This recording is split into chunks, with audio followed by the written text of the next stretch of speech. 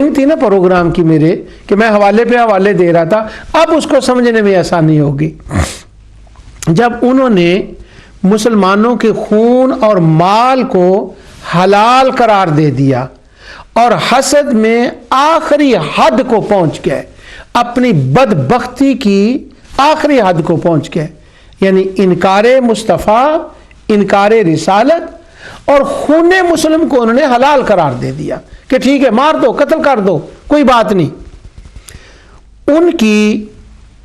इस बात को अल्लाह ताला ने इस सूरत की बिल्कुल इब्तिदा में उनको याद कराया।